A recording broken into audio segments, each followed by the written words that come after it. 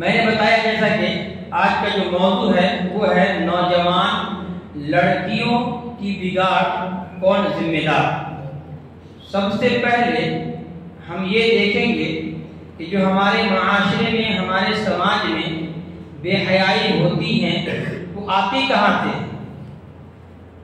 जब ये मालूम हो जाएगा कि बेहयाई कहाँ से आती है तो उस बेहयाई को बंद करना बहुत आसान हो जाएगा।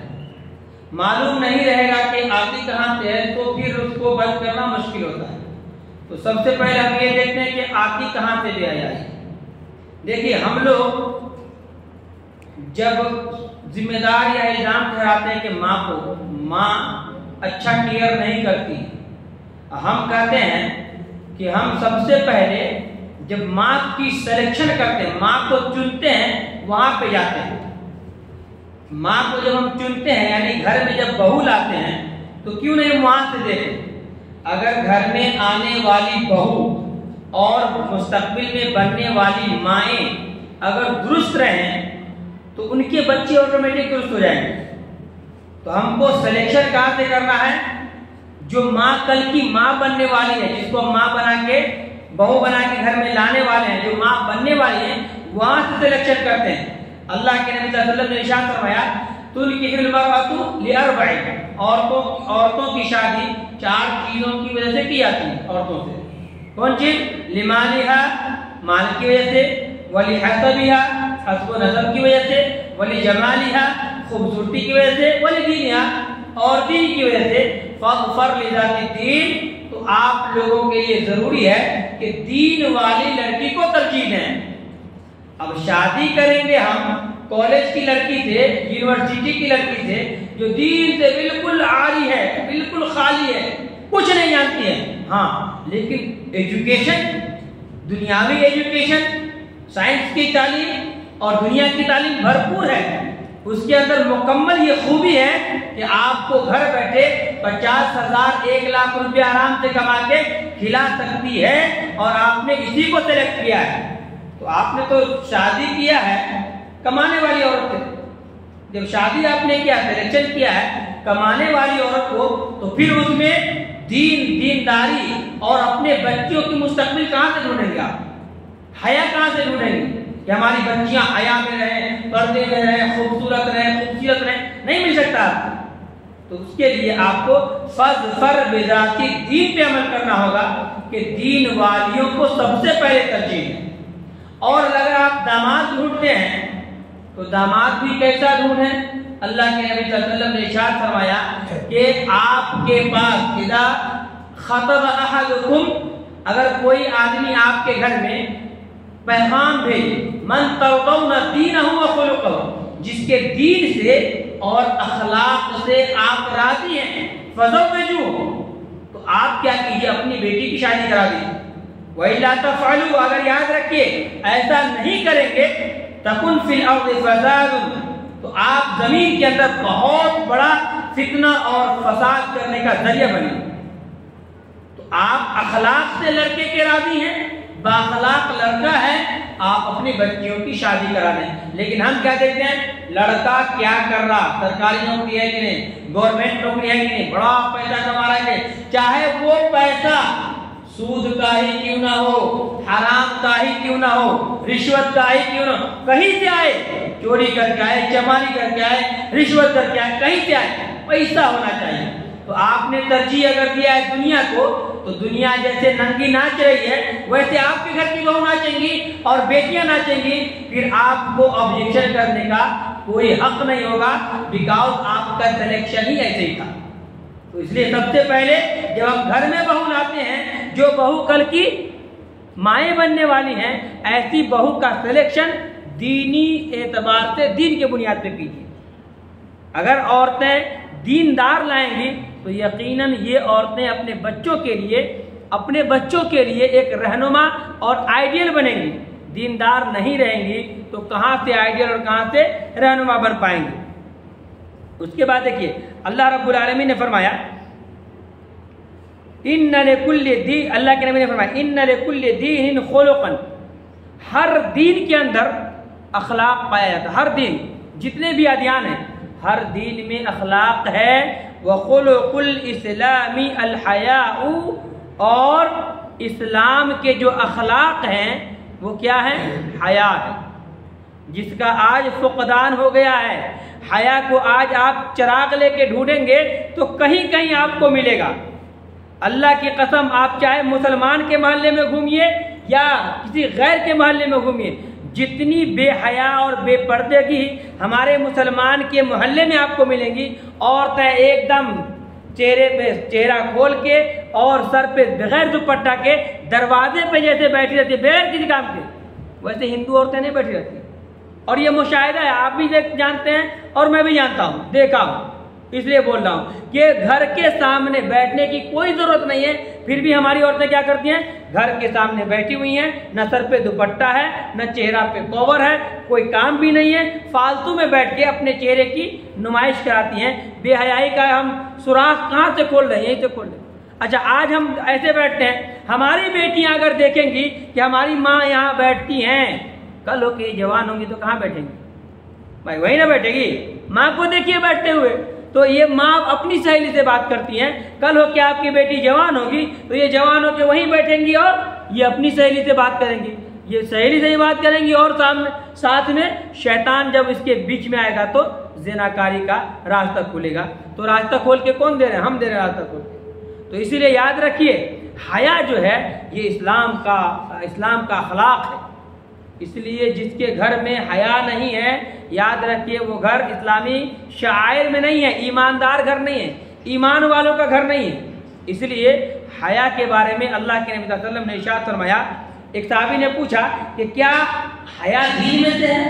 पूछा कि अल्लाह के नबी सल्लल्लाहु अलैहि वसल्लम, ए अल्लाह के नबी सल्लल्लाहु अलैहि वसल्लम, जरा हया के मुताल्लिक आप बताइए, डिफिनेशन कीजिए कि क्या हया का ताल्लुक दीन से है? क़ाल नबी सल्लल्लाहु अलैहि वसल्लम, अल्लाह के नबी ने इरशाद फरमाया कि बल हुवा दीनु कुल्लुहु। आप हया के बारे में ये सवाल करते हैं कि हया दीन में से है, सुन लो कि बल हुवा दीनु कुल्लुहु, सारे के सारे दीन हया में है। अगर जिस घर में हया है उस घर में दीन है, जिस घर में हया नहीं उस घर में दीन नहीं, उस घर में ईमान नहीं। अब जरा बताइए, हमारी औरतें और हमारे मर्द अगर बाहया हैं वो औरतों को बाहया बनाएंगे, और औरतें अगर बाहया हैं वो अपने घर की बेटियों को बाहया बनाएंगे। और अगर सब बेहया हो गए तो मामला क्या होगा मालूम है? 2-3 दिन पहले सुना था मैं, तकरीबन 10 लाख मुस्लिम लड़कियां, 10 लाख मुस्लिम लड़कियां, और मेरे ख्याल से ये तजर्बे के मुताबिक कम है, 10 लाख मुस्लिम लड़कियां गैर मुस्लिम लड़कों से शादी कर चुकी हैं, और टारगेट उनका है 40 लाख तक का, बल्कि उससे भी ज्यादा। और आप न्यूज देखते हैं, सबके हाथ में आजकल मोबाइल है, जगह जगह पे जो वीडियोस वायरल होते हैं, ये किसके वायरल होते हैं? मुस्लिम लड़कियां हैं नकाब में गैर मुस्लिम के साथ वो अपनी जो है बेहयाई का मुजाहरा कर रही है। इस सब के जिम्मेदार कौन होते हैं? कहीं ना कहीं ये पूरे लोग हैं, घर की औरत है, माँ है, उसके बाप हैं, उसके भाई हैं, और हम में का कोई इंसान ऐसा नहीं है जो बाप ना हो, भाई ना हो, या घर का कोई शौहर नहीं, सब लोग हैं। तो अगर आज इस बुराई को, अल्लाह की कसम, आज अगर इस बुराई को नहीं रोका गया तो कल होके यकीनन वो दिन आ जाएगा कि हर गांव में कम से कम आधे से ज्यादा घराना घर की औरतें हिंदुओं के साथ रहेंगी, आधे से ज्यादा, क्योंकि ये फितना इतना तेजी से बढ़ रहा है, और इसके पीछे लालच भी है, और इसके पीछे हवस भी है, इसके पीछे प्लानिंग भी है, और हम ख्वाबे गफलत में सो रहे हैं। हम समझते हैं मौलवी साहब का काम था, मौलवी साहब को तनख्वाह देते हैं, काम ताम का बोलना, वो बोल दिया, हमारा काम है बेहयाई करना, बेहयाई करते हैं, हम ये सोचते हैं। और यही वजह है कि कितनों खाते हैं उलमाए किराम, कितना ही बोला जाता है तो सामने में दिखाने के साथ हमारे और होते हैं, और पीछे खाने के साथ कुछ और होते हैं। मस्जिद में निकाह पढ़ा लिए और वहां गए तो मालूम हुआ के सब नंगे हैं, एक हमाम में सब नंगे हैं, यहाँ मर्द है यहाँ औरत है, इधर दूल्हा दुल्हन सबको, पूरी दुनिया सबको देख रही है। और हम अपनी बेटियों को लेके जाते हैं वहां पे पूरा मेकअप में कि तुम भी दिखाओ, माँ अलग मेकअप की है, बेटी अलग मेकअप की है, और सब दूसरों को के सामने मुजाहरा करवाने जाते, दिखाने जाते। ये फितना है, ये हम सिखा रहे हैं अपनी बेटियों को कि कल चल के तुम भी ऐसे ही करना। और बाप की जबान खामोश है, ये इस बात की दलील है कि बाप भी भगवा बन चुका है, दयूस बन चुका है। हाँ ठीक है, करो जैसा मन है वैसा करो। याद रखिए, बहुत बड़ा और बहुत डेंजर फितना है। अगर इस पे आज हम सब लोग नहीं रोके तो याद रखिए ये आग इतनी तेजी से फैल रही है कि ये आग पूरी कौम को जलाने के लिए काफी हो जाएगी। बहरहाल, जब आपके अंदर हया होगी तो आप उस पर तवज्जो देंगे, क्योंकि अल्लाह के इरशाद फरमाया, सही मुस्लिम की हदीस है, अल हया शुअबतुम मिनल ईमान। हया जो है ईमान का एक हिस्सा है। तो आपके अंदर अगर ईमान है तो मतलब हया है, और जिसके अंदर ईमान नहीं उसके अंदर हया नहीं। जो हयादार मर्द होगा वो ईमानदार भी होगा, और जो ईमानदार भी होगा वो हयादार भी होगा। तो इसलिए अगर ईमान है, मोमिन है, हम मस्जिद में आए हैं, ये इस बात की दलील है कि आप ईमान वाले, इसमें कोई शक नहीं।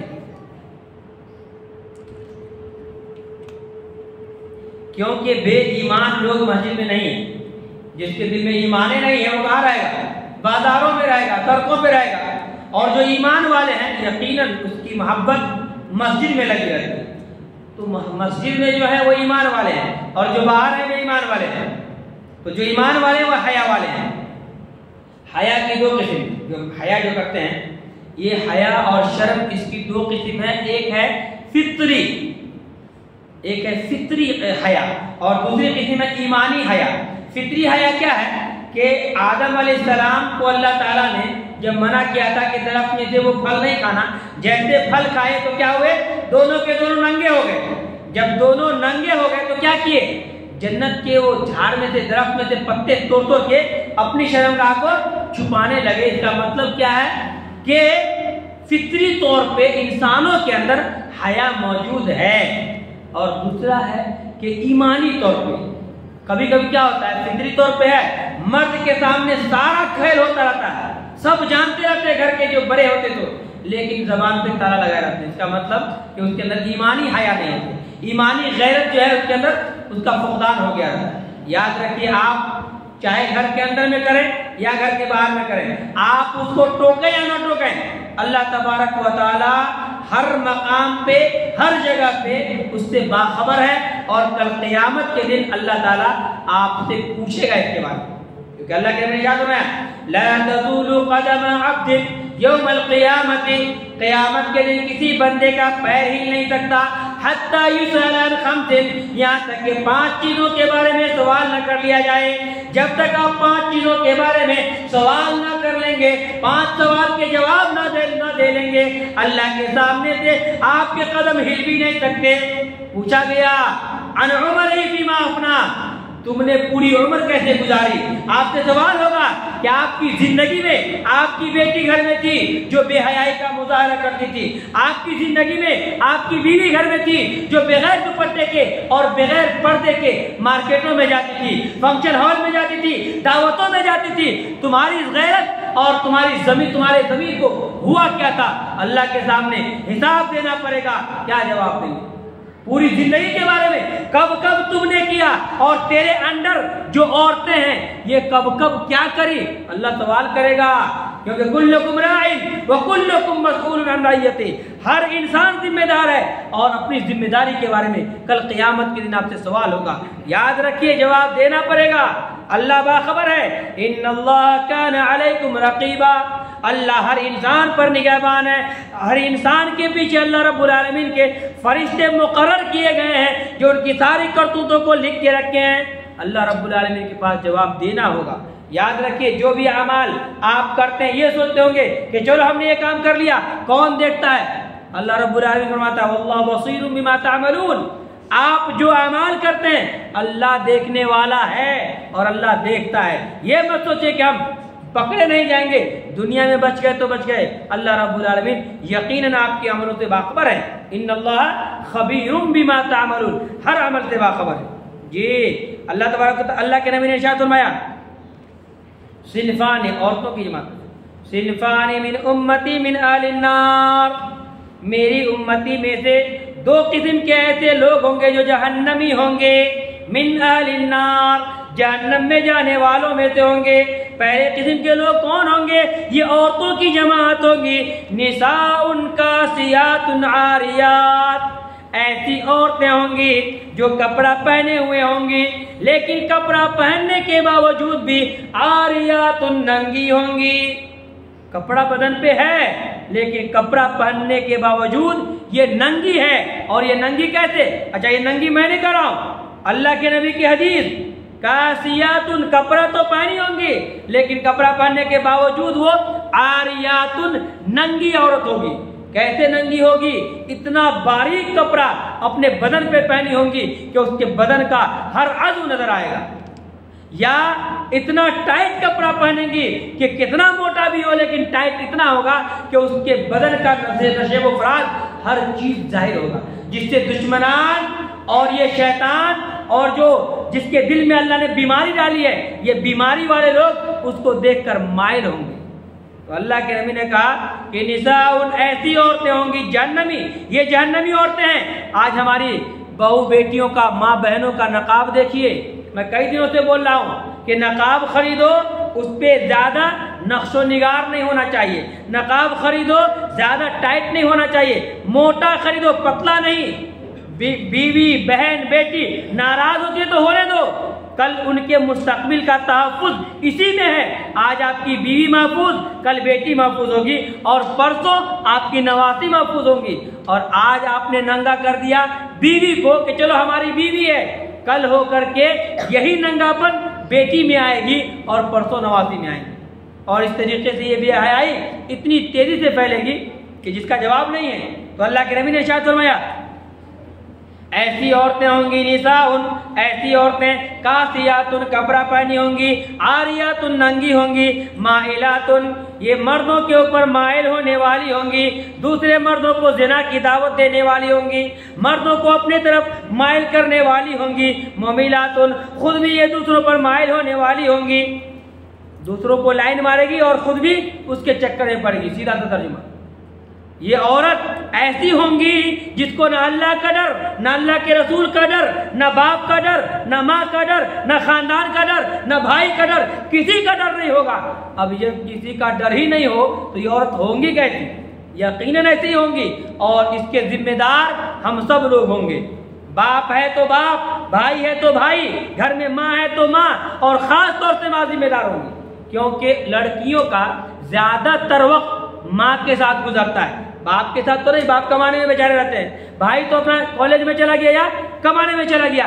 ज्यादातर वक्त, most of the time she spend with her mother, ज्यादातर वक्त ये लड़कियां अपनी माँ के साथ गुजारती हैं। और हमारी माएँ भी ऐसी होती हैं कि अगर कुछ बाप उसके नुक्स पर अगर तनकीद कर दिया तो माँ अपने शौहर से लड़ना शुरू कर देती है।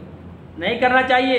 अगर आपके अंदर गैरत है तो आपकी बेटी कहाँ जा रही है और किस लिबास में जा रही है, इसका ध्यान रखना हमारी माओ की जिम्मेदारी है। सबसे पहली जिम्मेदारी आपकी है कि आपकी बेटी के लिए कपड़ा कौन सा आप इस्तेमाल करते हैं, कौन सा कपड़ा खरीदवाते हैं मार्केट से। अब हमारा अजीब व गरीब जैसा जैसा फैशन चला, घर में बड़े बड़े टीवी लगाए हैं, इसके जिम्मेदार कौन है? शौहर है जी। ये उड़ियानी फैलाने के जिम्मेदार शौहर। अगर घर में मर्द बड़े बड़े टीवी नहीं लगाए तो बीवियां या बेटियां या बहनें ये फिल्मी दुनिया वालों के कपड़े और उसको देखेंगे कहाँ से? नहीं देखेंगे। अब हर रोज देखते हैं कि ऐसा छोटे छोटे कपड़े में वो अच्छे लगते हैं और वही कपड़े डिमांड करते हैं मार्केट में, वो अवेलेबल भी होता है आसानी से। तो ये जो है जहर हम दे रहे हैं अपनी बच्चियों को, और ये बुराई फैलाने का रास्ता हम मर्द दिखलाते हैं।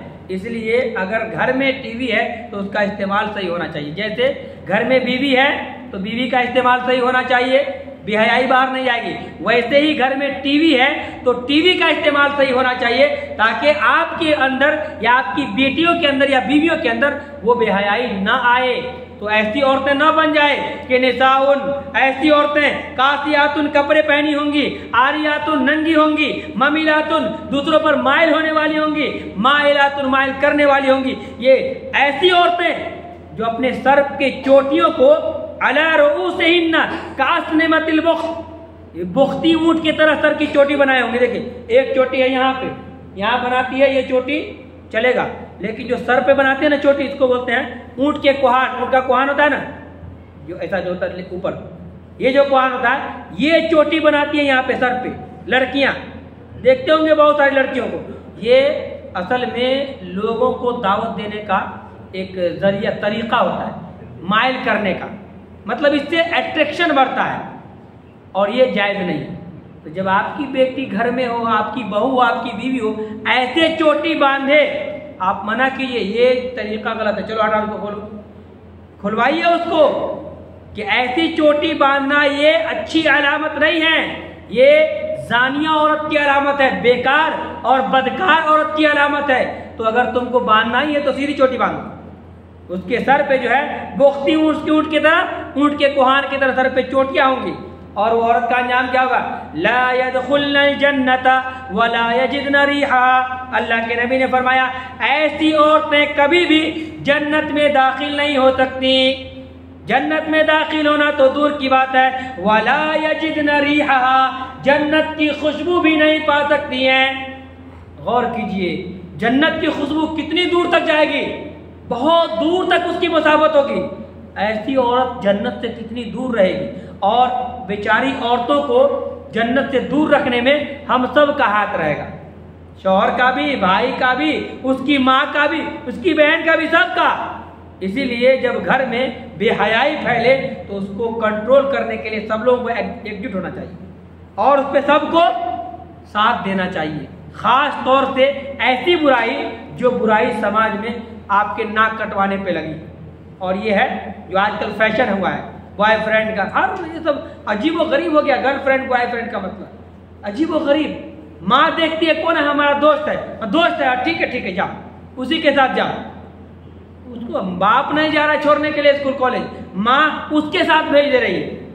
जिम्मेदार माँ का बहुत रोल है। इसलिए जो हमारी माएँ हैं, गौर कीजिए अल्लाह के नबी सल्लल्लाहु अलैहि वसल्लम ने क्या फरमाया।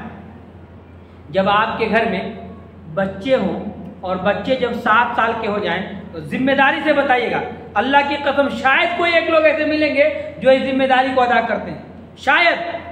जिम्मेदारी क्या है? अल्लाह के नबी ने फरमाया जब घर में बच्चे हो जाए तो मुरू औलादकुम बिस्सलात, अपनी औलाद को नमाज का हुक्म दो, वहुम अबनाउ 7 सिनीन। जब वो बच्चे 7 साल के हो जाएं, 7 साल के बच्चे हो जाएं तो उस बच्चे को नमाज की तलकीन करो और नमाज पढ़ने का हुक्म दो। वज़रिबूहुम अलैहा, और अगर वो नमाज नहीं पढ़ता है और 10 साल का हो गया है, वहुम अबनाउ 10 सिनीन, 10 साल का हो गया, नमाज नहीं पढ़ता, आपकी बात नहीं मानता, आपके साथ मस्जिद में नहीं आता, या लड़कियां आपकी बेटियां हैं, आपकी बीवी के साथ वो नमाज नहीं पढ़ती हैं, तो आपको हुक्म दिया गया है वज़रिबूहुम, ऐसे बच्चों को मारो।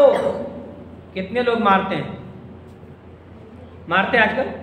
ये बच्चा बड़ा लाडला है, बहुत प्यारा होता, कैसा मार? नहीं मारना मुल्क साहब, चाहे जहन्नम में जाना पड़े चलेगा, मारेंगे नहीं। अगर हम लोग ये सोच लें तो अल्लाह की कसम हमारी मस्जिद भरी रहेगी, मस्जिद भरी रहेगी। लेकिन हम लोग क्या करते हैं? न बच्चे को मारते, न बच्चे को धमकाते, न बीवी को मारते, न बीवी को धमकाते, न बेटी को कुछ करते, कुछ नहीं। अगर कोई बहुत पक्का नमाजी भी है तो अल्लाह की कसम बीवी बड़ी बेनमाजी मिलेगी, क्योंकि ताकत नहीं उसके अंदर, हिम्मत नहीं है कि उसको उठा दे, उसके नींद में खलल डाल दे, ताकत ही नहीं है। अगर एक दिन उठा दी तो फिर महाभारत शुरू घर में, ताकत नहीं। हमने ऐसा माहौल बनाया है। आप माहौल अच्छा बना के रखिए। अल्लाह की कसम आज तक हम अल्लाह का शुक्रिया जितना अदा करें कम है। इसीलिए मैं क्या बोला कि लड़की अच्छा चुनिए। हमारी बीबी आलिम अल्हम्दुलिल्लाह, कभी इसकी जरूरत नौबत ही नहीं आती है कि मैं कहूँ तुम नमाज पढ़ो, कभी नौबत नहीं आई हमको कि मैं ये कहूँ कि तू नमाज खुद पढ़ती है। और अल्लाह का शुक्र है मेरी बेटी 11 साल की है और अब उसको भी कहने की जरूरत नहीं पड़ती है। नमाज का टाइम होता है, माँ के साथ नमाज पढ़ो, तो आप बना के रखेंगे शुरू में तो बस हो गया। और मैं आपको बताऊं, मेरी सास पढ़ी लिखी नहीं थी और जब शादी हुई हमारे ससुर साहब की तो कभी वो ऐसे दिखाने के लिए नमाज पढ़ लेती थी। हमारे ससुर घर से बाहर चले गए तो छोड़ देती थी, नमाज नहीं पढ़ती थी। हमारे ससुर एक दिन पकड़ लिए उसको और नमाज पढ़ के आए और अच्छी मार मारे, पिटाई की। उस दिन से लेके आज तक कभी नमाज नहीं छोड़ी। तो ऐसा करना चाहिए, कभी कभी तरबियत के लिए करना है। अल्लाह के नबी ने हुक्म दिया अपने बच्चों को मारो, कब भाई 10 साल का हो गया नमाज नहीं पढ़ रहा है, जो आज 10 साल में आपकी बात नहीं मान रहा है, कल वो 22 साल का होगा, 20 साल का होगा, शादी करके आएगा तो आपकी बात मानेगा? लात मार के आपको भगाएगा ओल्ड एज होम में, फिर वहां खून के आंसू रोएंगे आप, बच्चा पैदा किया, बच्चा हमको यहाँ फकीर बना के छोड़ दिया। तो आज आप टाइट करेंगे बच्चों को, यकीनन ये बच्चे अच्छे तरबियत पाएंगे। जब इसकी तरबियत अच्छी होगी तो यकीन में आपकी खिदमत करेंगे। तो अल्लाह के नबी ने फरमाया जब 10 साल का हो जाए, अबू दाऊद की हदीस है, 10 साल का हो जाए तो बच्चों को मारना चाहिए। मारने का मतलब ऐसा नहीं कि आप लाठी लीजिए और मार के खत्म कीजिए, मतलब उसको डांटिए, डपेटिए, घिसेट के लाइए और जरूरत पड़े तो हल्की मार मारिए ताकि बच्चा आपसे डरे और आके नमाज पढ़े। घर में माएँ हैं, बहनें हैं, औरतें हैं, अगर नमाज नहीं पढ़ती हैं तो उसको मार के, पीट के, जैसा भी हो घर में नमाज पढ़ाने की कोशिश करें। एक आदमी अगर नमाजी हो जाए तो अल्लाह रब्बुल आलमीन का फरमान क्या है? इन्नस्सलात कानत अलल मुमिनीना किताबम मौक़ूता। दूसरी जगह फरमाया इन्नस्सलात तन्हा अनिल फ़हशाइ वल मुनकर। अगर आपकी बेटी, आपकी बहू या आपके बेटे नमाजी बन जाते हैं तो याद रखें दुनिया की सारी बुराइयों से वो पाक हो जाएंगे, बाज हो जाएंगे। शर्त ये है कि आपके बच्चे नमाज की पाबंदी करेंगे तब, और ये कब होगा? जब 7 साल से आप अपने बच्चों को ट्रेनिंग देंगे तब। जो औरतें या जो मर्द फैश को पसंद करते हैं कि ना ठीक है, ये मॉडर्न दौर है, पैसा है अपने पास, हमारी बेटी हाई फाई स्कूल में पढ़ेगी, चाहे वो छोटे छोटे कपड़े में क्यों ना जाना पड़े, वहाँ पे फैशन ही है बॉयफ्रेंड गर्लफ्रेंड के साथ रहने का, चलेगा, एजुकेशन अच्छा होगा, इंग्लिश में बात करेगी। अगर ऐसा चाहते हैं, अल्लाह का ये फरमान सुनिए, सूरह नूर, सूरह नंबर 24, आयत नंबर 19 फरमाया अल्लाह ताला ने इन्नल्लज़ीना युहिब्बूना तशीअल फ़ाहिशा फिल्लज़ीना आमनू। जो लोग ये पसंद करते हैं कि वो फैश कामों को फैलाएं, फैश कामों को जारी करें, उन लोगों के दरमियान जो लोग ईमान वाले हैं, ईमान वालों के बीच में रह के अगर आप ये चाहते हैं कि मेरे घर से बुराई जाए, मेरे घर से बुराई की दावत जाए, मेरे घर से बुराई की आग लगे किसी ईमान वाले के घर में, अगर आप ऐसा पसंद करते हैं तो याद रखिए अल्लाह ने फरमाया लहुम अज़ाबुन अलीम। ऐसे मर्दों के लिए और ऐसी औरतों के लिए दर्दनाक अज़ाब है, फिर दुनिया वल आखिरा, दुनिया के अंदर भी ऐसे लोगों को अल्लाह जलील करेगा, ऐसी औरतों को अल्लाह जलील करेगा, और आखिरत में भी उसके लिए निहायत ही दर्दनाक अज़ाब है। जी वल्लाहु आलम व अंतुम ला तालमून। अल्लाह जानने वाला है, आप नहीं जानने वाले हैं। मालूम ये हुआ अगर कोई मर्द ये पसंद करता है कि मेरी बेटी जो गलत करती है वो सही है, तो अल्लाह की कसम ऐसे लोगों के लिए दर्दनाक अजाब है दुनिया के अंदर और आखिरत के अंदर। औरतों को हुक्म दिया गया है वलियज़रिबना बिखुमरिहिन्ना अला जुयूबिहिन्ना। औरतें अपनी ओढ़नियां, अपने दुपट्टे को अपने सीनों पे रखें। कभी हमारे भाइयों के अंदर ये गैरत हुई कि अगर बगैर दुपट्टा के आपकी बहन घर से बाहर निकल रही है, आपने रोका, चल दुपट्टा लगा, होना चाहिए। अगर बेटा है तो बेटा रोके, तो आज दुपट्टा कहाँ है? दुपट्टा ओढ़ो, ये तेरे रब का फरमान है। अगर बाप मना भी कर रहा है तो बेटे की गैरत वहां पे आगे होनी चाहिए कि नहीं दुपट्टा पहन के जाएगी ये। और अगर कोई कॉलेज वाले, स्कूल वाले या यूनिवर्सिटी वाले ये कैद लगा दे कि नहीं बगैर दुपट्टा के आएगी तो पढ़ेगी, नहीं तो नहीं पढ़ेगी, ऐसे कॉलेज, ऐसे यूनिवर्सिटी और ऐसे स्कूलों को लात मारिए, भेजिए अल्लाह के घर में, भेजिए उसको इंसान बनने के लिए, भेजिए मदरसा में जहाँ से वो जन्नती खातून बन के निकले, भेजिए उसको ऐसे कुल्लिया और बनात में जहाँ से वो फातिमा की सीरत लेके निकले, खदीजा की सीरत लेके निकले, उम्मे कुलसूम बन के आए, ज़ैनब बन के आए, रुकैया बन के आए, वहाँ भेजिए। क्या जरूरत है आपको वहीं भेजने की? जबरदस्ती जाएंगे उसमें घुसने के लिए? नहीं ना, ठीक, हाँ जैसे बगैर कपड़े के रखो चलेगा। तो जाहिर सी बात है कि अंजाम बहुत बुरा होगा। जबरदस्ती घुसने की कोशिश करेंगे, अंजाम बहुत बुरा होगा। जहाँ पे आपकी शरीयत के मुताबिक अच्छे अंदाज में अगर आपकी बच्चियों की तालीम विद रिस्पेक्ट मिल रही है, अल्हम्दुलिल्लाह अच्छी बात है। जहां रिस्पेक्ट नहीं है और बेइज्जत करके, जलील होके, बदन के कपड़े उतरवा के, कपड़े छोटे करवा के अगर आपकी बेटी को तालीम दी जा रही है और आप खुश हैं, तो समझ जाइए कि आपके अंदर गैरत नहीं है, हया नहीं है, आपकी हया खत्म हो चुकी है, मर चुकी है, मर्दों की भी और औरतों की भी। इसलिए सोचिए इसके बारे में, अल्लाह ने आपको क्या हुक्म दिया। अच्छा, आपको क्या, देखिए अल्लाह ने अपने नबी को हुक्म दिया है।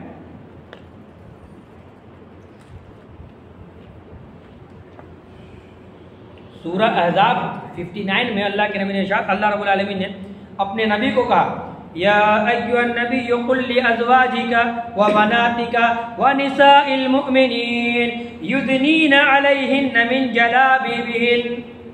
ऐ नबी सल्लल्लाहु अलैहि वसल्लम, अपनी बीवियों से कह दीजिए, अपनी बेटियों से कह दीजिए और तमाम औरतों से कह दीजिए कि वो अपने ऊपर जिल्बाब डाल लें, मोटा कपड़ा डाल लें, यानी पर्दे के तौर पे मोटे मोटे कपड़े डाल लें, नकाब डाल लें। नबी की बीवी उम्महातुल मोमिनीन तमाम दुनिया के लोगों की माएँ हुआ करती हैं और उनके ईमान का क्या कहना है। अल्लाह रब्बुल आलमीन ने उनको आला ईमान वाला बनाया, इतना मजबूत ईमान, और इस ईमान वाली खातून को ये कहा जा रहा है कि भाई आप अपना पर्दे का ख्याल रखिए। जब नबी की बीवी को कहा गया, नबी की बेटी को कहा गया, और उस जमाने में सहाबा किराम की बीवियों और बेटियों को कहा गया, तो हमारी और आपकी बीवी और बेटियां तो बहुत पीछे है।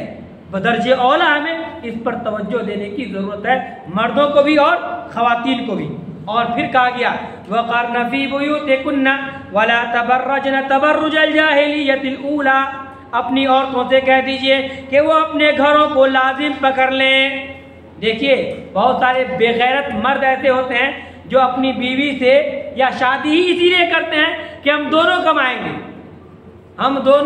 कमाएंगे, चाहे बीवी को कहीं और रहना पड़े और शौहर को कहीं और रहना पड़े। बहुत सारे लोग ऐसे हैं, शौहर है बीवी दुबई में, बीवी है इंडिया में। बहुत सारे लोग हैं बीवी इंडिया में, बीवी दुबई में, शौहर इंडिया में। ऐसे नहीं, काम कर रही है, या बीवी कहीं और मर्दों के साथ काम कर रही है और मर्द कहीं और काम कर रहा है किसी ऑफिस में। जी, ये बेगैरती है, क्योंकि इखलाक जो है ना, मखलूत ना तालीम जायज़ है, ना मखलूत आपके जॉब जायज़ है, ना मखलूत बिजनेस जायज़ है। मर्द औरत एक साथ मिलकर अगर ये कोई काम कर रहे हैं पार्टनरशिप में, चाहे वह तालीम का मैदान हो, कुरान हदीस पढ़ रहे हैं, लेकिन एक साथ बैठ के पढ़ रहे हैं, जायज़ नहीं है। एक साथ बैठ के कुरान हदीस जब जायज़ नहीं है, तो ये स्कूल का एप्पल और कैट और डॉग कहाँ से जायज़ होगा? है ये कुत्ता बिल्ली कहाँ से जायज़ हो जाएगा? वो तो तालीम ही ऐसी होती है, कुत्ते बिल्ली की तालीम। जब दीन जो शरीयत है, इसको हम एक साथ नहीं पढ़ सकते हैं। हालांकि इसमें क्या होता है, अजाब है, नहीं, अल्लाह का अजाब आता है। इसमें अल्लाह के अजाब की धमकी है, नबी की बात, नबी के रसूल की बात, अल्लाह की बात, डराने की बात, कौमों के हलाक की बात। कभी कभी इंसान को डर होता है अगर पढ़े तो। ये चीज़ भी हम औरतों के साथ एक साथ नहीं कर सकते हैं। तो जहाँ पे तालीम ही दी जाती है, शेक्स की तालीम और सेक्सुअल तालीम, वहाँ हम बेटी को कैसे भेज सकते हैं? ज़रा गौर करने की बात है। तो बहरहाल ऐसी चीज़ें जहाँ पे हमारी बच्चियों के लिए, उनके मुस्तकबिल के लिए ख़तरनाक और जहर हो, अलग उससे रखना चाहिए। कहा गया कि अपने घरों में उसको लाजिम पकड़ दें। और मखलूत तालीम क्यों नहीं जायज़ मालूम है? अल्लाह के नबी सल्लल्लाहु अलैहि वसल्लम ने इरशाद फरमाया कि ला यखलुवन रजुलुन बिइम्राअतिन इल्ला व मअहा ज़ु महरमिन, कोई मर्द किसी औरत के साथ तन्हाई में न जाए मगर उसके साथ कोई न कोई महरम हो। अब बताइए, हमारी बेटी पढ़ के इंजीनियर बन गई, क्या काम कर रही? जॉब कर रही। इंजीनियर का काम क्या है? जॉब कहाँ करेगी? साइट पे जाएगी। साइट पे कौन मिलेंगे? इंजीनियर, उससे बड़े इंजीनियर। देखिए, कभी कभी हर मैदान में आपसे जो बड़े लोग रहेंगे ना, वो आपका फायदा उठाने की कोशिश करेंगे। हर मैदान में, खास तौर से औरतों के मैदान में, औरतें जहाँ हैं, आपका बड़ा बॉस है, आपको वहाँ पे अच्छा बनना है, अच्छी सैलरी चाहिए, आपको आगे बढ़ना है, कहीं ना कहीं आपका इस्तेहसाल होगा और आपका नाजायज फायदा उठाया जाएगा। और आप कोई है नहीं, तो जब हम कहीं मर्द के साथ अकेले में नहीं रह सकते, किसी गैर मर्द के साथ नहीं रह सकते, तो भला बताइए कि हम जॉब करेंगे 8-8 घंटा किसी गैर मर्द के साथ हैं, 8 घंटा। स्कूलों में हमारी बच्चियां रहती हैं 8-8 घंटा किसी और के साथ, क्या हमारी तालीम होगी और तरबियत कैसी होगी? इसीलिए घर से उसको ऐसा बना के भेजें कि उस पर दुनिया वालों की बुरी नज़र न पड़े और न ये लड़कियां पढ़ने दें, ऐसी बन के रहें। तो ऐसा कब बनेंगी? जब मर्द और औरत घर में मिलके उसको बनाने की कोशिश करेंगे तब। एक और बात है, ये बहुत फैशन चल गया है औरतों की बेहयाई में। एक और फैशन क्या है मालूम है? ये अब आम हो गया है, ये खुशबू लगा के निकलना। ये बहुत बुरी चीज़ है ये। हालांकि अल्लाह के नबी ने इरशाद फरमाया, अलमरअतु औरतु इन्नहा व इन्नहा इज़ा खरजत इस्तशरफा शैतान। औरत जो है, औरत ये पर्दे की चीज़ है। मैं पहले बताया था औरत का हमारा नंगा, ओपन। तो औरत पर्दा करने की चीज़ है, घर में रहने की चीज़ है। जब भी औरत बाहर निकलती है तो शैतान इसका पीछा करता है, ताक़ुब करता है, देखता है कि कहाँ जा रही है, कहाँ जा रही है। जहाँ वो जाती है लड़का को पीछे लगा देता है शैतान, वरगला करके बुराई में पड़ने के लिए लड़का को भी पीछे लगा देता है। और एक हदीस में क्या है, अय्युमा इमरातुन इस्तअतरत फमर्रत अला कौमिन लियजदू मिन रिहिहा फहिय ज़ानियतुन। निसाई की रिवायत है, कोई औरत खुशबू लगाती है और खुशबू लगाकर बाहर निकलती है मर्दों के बीच में से। क्यों? लियजदू मिन रिहिहा, ताकि हमारी खुशबू मर्द भी सूंघे। तो क्या होगा? अल्लाह के नबी ने कहा फहिय ज़ानियतुन, ऐसी औरतें बदकार हैं, ज़ानिया हैं, ज़िना करने वाली हैं। अच्छा, ये लियजदू मिन रिहिहा, लड़कियां चाहती हैं कि हमारी खुशबू सूंघे। कुत्ता को क्या होते हैं ना, कुत्ते लोग, कुत्ता जो है ये मखलूक, ये सूंघ के पता करते हैं, कोई भी चीज़ सूंघते हैं और सूंघ के ये कहाँ क्या है पता कर लेता है। और औरतें अगर खुशबू लगा के जाती हैं तो तसव्वुर कीजिए वो क्या बन के निकलती है।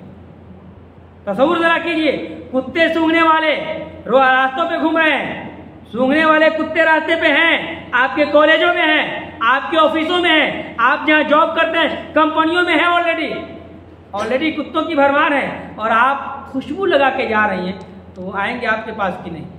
बेहयाई होगी कि नहीं? बदकारी होगी कि नहीं? फिर कहेंगे कि ये मुसलमान कौम बर्बाद है, करे एक और भरे सब। है तो मामला क्या होता है कि जब हम अपनी औरतों पे लगाम नहीं लगाएंगे तो याद रखिए ये बहुत बड़ा वबाल बन जाएगा।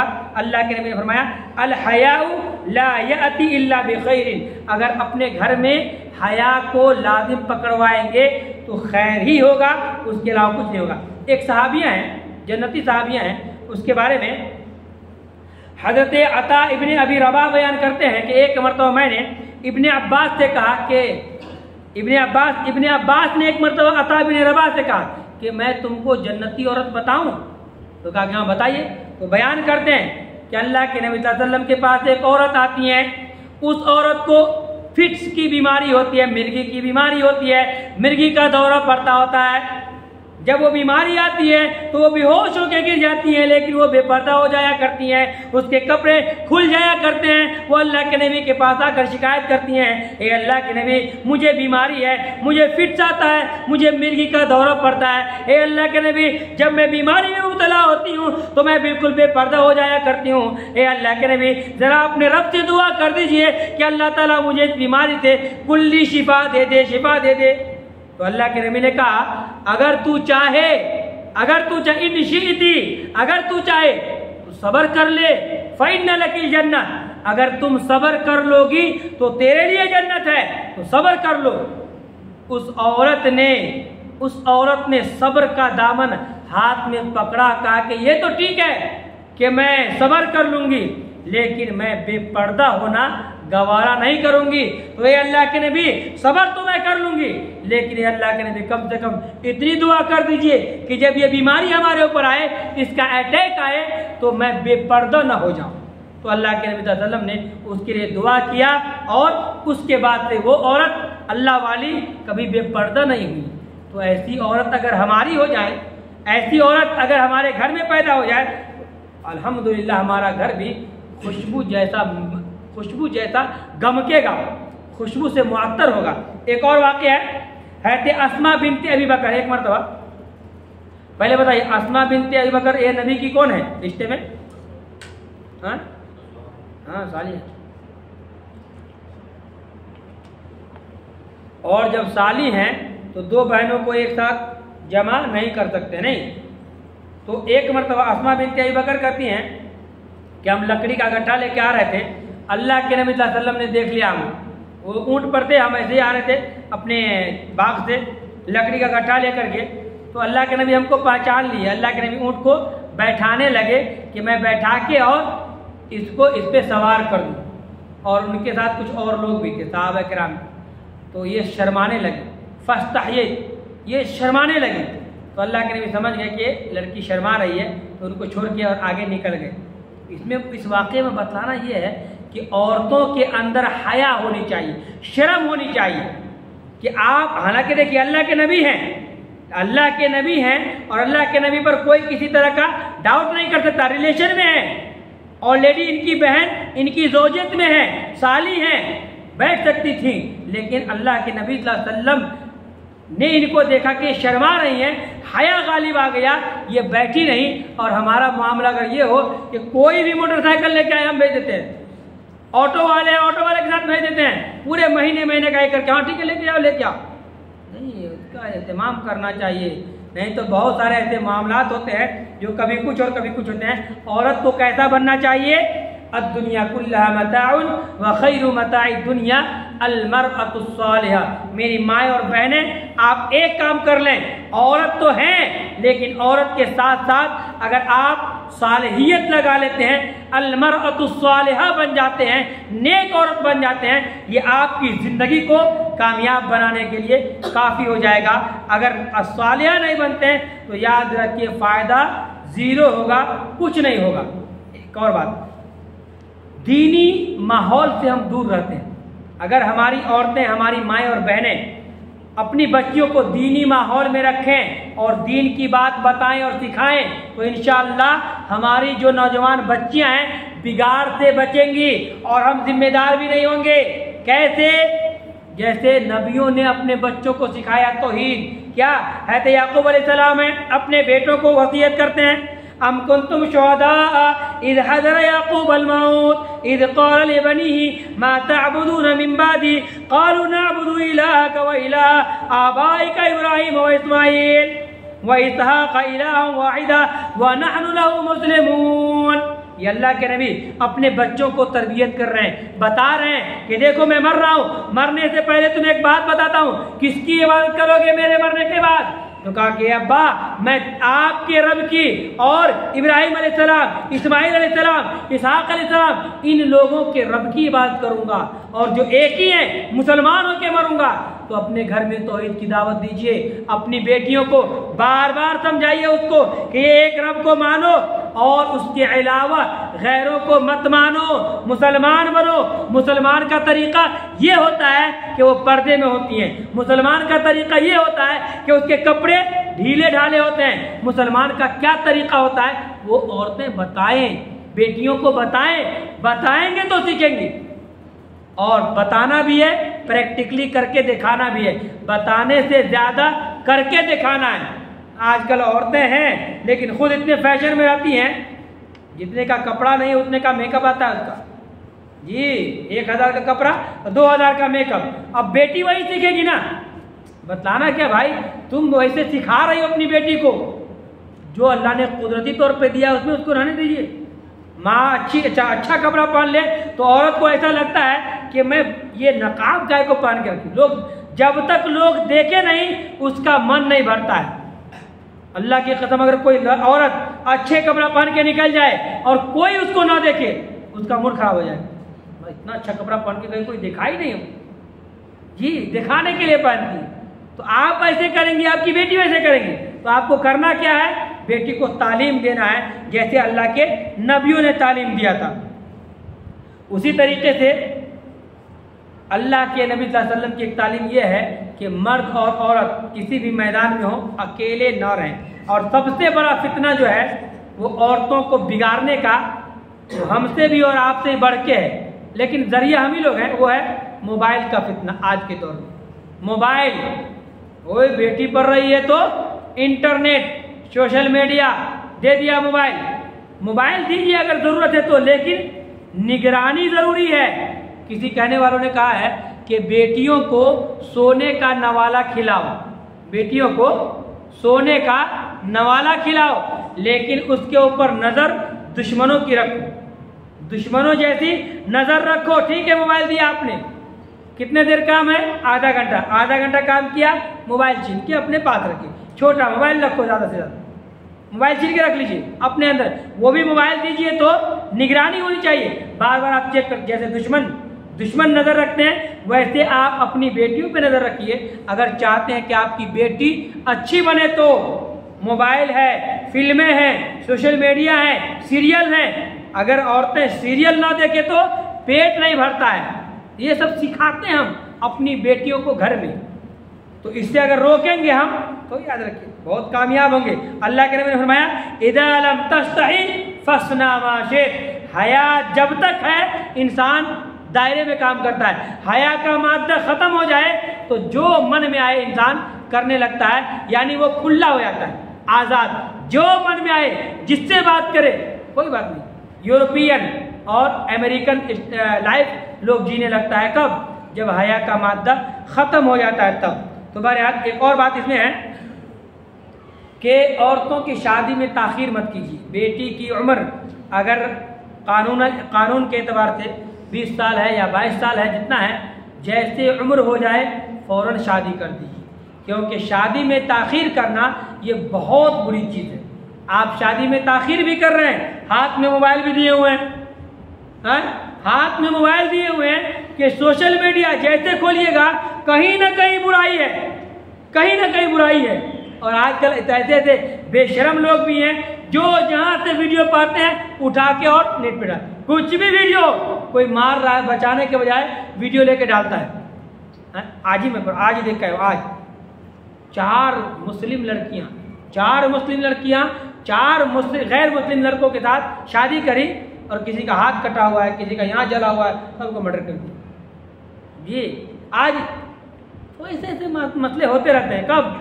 जब इंसान ये लापरवाही करता है तब। तो मोबाइल दीजिए लेकिन कड़ी निगाह रखिए, और अगर हो सके तो मोबाइल दीजिए ही नहीं। और माँ खास तौर से इस पे ज़्यादा तवज्जो दें कि आपकी बेटी कैसी बन रही है। आप अच्छी रहेंगी, बेटी अच्छी रहेंगी, आप बुरी रहेंगी 110% आपकी बेटी आपसे डबल बुरी बनेगी। आप 10 मर्द से बात करेंगे, आपकी बेटी 50 मर्द से बात करेगी। याद रखिए, कान खोल के सुनिए इसको। आप जैसी रहेंगी किरदार में आपकी बेटी वैसी रहेगी। तो इसलिए अपने किरदार को आला बनाइए। बेटी की उम्र अगर शादी की हो गई फौरन शादी कर दीजिए। और इसका मतलब ये नहीं कि बेटा की मत कीजिए। अब लड़का सब सोचता होगा कि हम लोग के बारे में नहीं कर रहा, भाई बेटा की भी अगर उम्र हो गई तो उसकी भी शादी करनी चाहिए। नहीं करेंगे तो फितना आएगा। इसलिए शादी की उम्र हो फौरन शादी करो। ये मत सोचो कि नहीं अभी जॉब नहीं लगी। अल्लाह ने कुरान में कहा, कुरान पे यकीन नहीं है, कुरान में अल्लाह ने कहा इन यकूनु फुक़रा, अगर फकीर है लड़का युग़नीहिमुल्लाहु मिन फ़ज़लिही, अल्लाह अपने फजल से उस लड़के को मालदार बनाएगा। तो अल्लाह की आयत पे अगर आपको यकीन है तो कीजिए। और आखिरी बात देखिए, ये बहुत मशहूर क्या है कि आदमी अपने दीन के दोस्त पे होता है। अल्लाह के नबी ने कहा अलमरउ अला दीन खलीलिही फलयंजुर अहदुकुम मन युखालिल। अबू दाऊद की हदीस है कि इंसान अपने दोस्त के दीन पे होता है।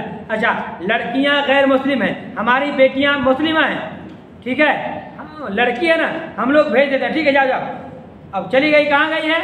स्कूल की पार्टी करने। कितने दिन के बाद आएगी? 3 दिन के बाद। आप तो ये सोचती हैं कि हमारी बेटी गई है लड़की के साथ, तो क्या उसमें खाली लड़की रहती है? मैंने देखा है जी, मैं इस पर मजमून भी लिख चुका हूँ, मैंने देखा है और मेरा मजमून भी है इस पर। लड़कियां जाती जरूर हैं गैर मुस्लिम लड़कियों के साथ, लेकिन वहाँ वो अकेली नहीं रहती, बहुत सारे लड़के रहते हैं, उसके टीचर्स रहते हैं, गैर महरम रहते हैं, और कहीं ना कहीं इसका बड़ा फसाद देखने को भी मिलता है। जी, तो इंसान दोस्ती अगर कर रही है लड़की तो अपनी बेटियों को तलकीन करो कि गैर मुस्लिम से नहीं बल्कि दोस्ती करना है तो मुस्लिम लड़कियों से करो, और मुस्लिम लड़की को बुला के लाओ, मुस्लिम लड़की के साथ रहो, नमाज पढ़ोगी तो नमाज पढ़ेंगे, और ये गैर मुस्लिम के साथ दोस्ती करेगी तो कहाँ से पढ़ेंगे? वो तो लेके जाएंगे पूजा कराने के लिए, और वहीं उसका प्लान रहता है, पैसे में बिकने वाली होती है, वो जैसी रहेगी वैसी आपकी बेटी को बनाएंगे। तो इसलिए दोस्ती अपने बेटियों को सिखाइए कि कभी भी गैर मुस्लिम से नहीं, मुस्लिम लड़कियों से कीजिए, खास तौर से ईमान वालियों से। और आखिरी बात है, जब मसाजिद में प्रोग्राम हो तो अपनी औरतों को लेके आइए। अल्लाह के नबी ने इरशाद फरमाया, सही बुखारी की हदीस है, किताबुल जुमा हदीस नंबर 900, ला तमनउ इमा अल्लाह मसाजिद अल्लाह, अल्लाह की लौंडियों को मस्जिद में आने से मत मना करो। अब यहाँ पे लोग आई हैं औरतें, एक बार फोन कर दे, चलो हमारा मन भर गया, जल्दी से गाड़ी लेके घर में छोड़ के आएंगे, नहीं, ये बीवी गुस्सा हो जाएगी। मस्जिद में है और जब तक दीन का काम चल रहा है, दीन की बातें चल रही हैं, औरतों को मस्जिद में रहना चाहिए, मना नहीं करना चाहिए। एक सहाबिया है उम्मे सुलैम, उनके शौहर का नाम कौन बताएंगे? उम्मे सुलैम का शौहर कौन?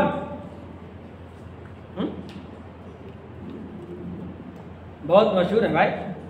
उम्मे सुलैम का शौहर अबू तलहा, पहला शौहर है मालिक।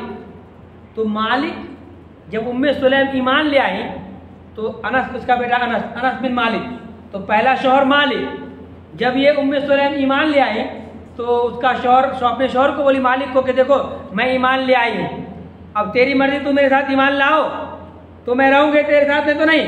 कहा कि नहीं, मैं ईमान नहीं लाता।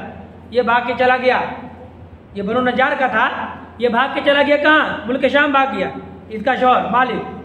अब ये इसका दोनों का अलग अलग मामला हो गया। बेटा को लेके, अनस को लेके आ गई अल्लाह के नबी की खिदमत में, नबी की खिदमत में उनके हवाले कर दिया गुलामी के लिए, चलो नबी की खिदमत करो। अब शादी करनी है। अबू तलहा बहुत अच्छे मालदार थे, अच्छे घराने के हैंडसम जवान थे। कहा कि मैं आपसे शादी करना चाहता हूँ। अबू तलहा इस्लाम कबूल नहीं किए थे। कहा कि ऐसा हो नहीं सकता। क्या कहा कि माँ मिसलू का युरद्दु या अबू तलहा, अय अबू तलहा, आप जैसे हैंडसम खूबसूरत मालदार आदमी के रिश्तेदारी को ठुकराया नहीं जा सकता है, लेकिन एक बात है। कहा क्या बात है? कहा कि मैं मुसलमान हूँ और तू काफिर है, मैं तुझसे शादी कभी नहीं कर सकती। कहा कि अगर मैं इस्लाम कबूल कर लूँ तो? कहा कि अगर आप इस्लाम कबूल कर लेते हैं तो इस्लाम कबूल करना ही ये मेरा महर होगा, मैं महर में कुछ नहीं लूंगी, तू अगर इस्लाम कबूल कर ले तो मैं शादी कर लूंगी। अबू तलहा ने इस्लाम कबूल किया और इस्लाम कबूल करना ही महर हुआ, और शादी हो गई किनसे? उम्मे सुलैम से, जिसकी आगे इतनी अच्छी दास्तान आई कि अल्लाह के नबी सल्लल्लाहु अलैहि वसल्लम ने बरकत की दुआएं दी, और दुआ की वजह से 9, बाद लोगों ने लिखा है 9 बड़े बड़े 9 बेटे हुए, और 9 के 9 बेटे हाफिज कुरान हुए, आलिम दीन हुए, मुफस्सिर कुरान हुए, और बड़े बड़े आलिम निकले। जी, ये तरबियत का नतीजा था। शौहर ढूंढी तो ईमान वाला शौहर ढूंढी, ईमान वाली मर्द खातून है, शौहर को देखी कि ईमान वाला है कि नहीं। तो हमारी लड़कियां, हमारी बहनें, आप अगर देखें किसी लड़का के अंदर ये खूबी है कि लड़का मुत्तकी है, नमाजी है, अल्लाह वाला है, अल्लाह की कसम जिंदगी भर वो आपको कहीं भी रखेगा तो इज्जत के साथ रखेगा। लेकिन गैरों की तरफ अगर आप सोचेंगे भी, नजर अगर आप दोहराएंगे, तो वो देखने में इंसान लगेगा, लेकिन वो एक छुपा हुआ भेड़िया होगा, जिनके पीछे कई भेड़िए होंगे जो सब नोच के सिर्फ और सिर्फ आपको खाएंगे और कुछ फायदा नहीं होगा। इसीलिए हमें इस बात का ख्याल रखना चाहिए। सोशल मीडिया में बहुत सारी चीज़ें हैं, आप लोग हमसे ज़्यादा जानते हैं उसके बारे में। बहरहाल बतलाना ये है कि नौजवान लड़कियों की बिगाड़ जिम्मेदार कौन? हम सब जिम्मेदार, ज़्यादातर हमारी माएँ जिम्मेदार, और नहीं तो हम सब जिम्मेदार। हम सबको मिलके इस बुराई को रोकना होगा, तो जाकर हमारी बेटियां महफूज रहेंगी, वगरना अल्लाह ही को मालूम है कि हमारा हशर क्या होने वाला है। अल्लाह से दुआ है कि अल्लाह तबारक व तआला हम तमाम मुसलमानों को अपनी ख़वातीन की इज्जत व आबरू की हिफाजत करने की तौफीक अता फरमाएँ, हमारी माओं को अपनी बेटियों के साथ हुस्न सलूक करने की तौफीक अता फरमाएँ। अल्लाह हमारी माओं को बागैरत बनने की तौफीक अता फरमाएं, हमारी बहनों बेटियों को बागैरत रहने की तौफीक अता फरमाएं। अल्लाह हम सबको पक्का सच्चा नमाजी बनाए। अल्लाह रब्बुल आलमीन इस रात की अहमियत को समझने और इसकी कदर करने की तौफीक अता फरमाएं। इस रात में ज़्यादा से ज़्यादा अल्लाह ताला की इबादत करने की तौफीक अता फरमाएं। अल्लाह जब तक जिंदा रखे, ईमान पर रखे, जब खात्मा करे तो खात्मा बिल खैर। वमा तौफीक़ इल्ला बिल्लाह वमा अलैना इल्लल बलाग। वस्सलामु अलैकुम व रहमतुल्लाहि व बरकातुहू।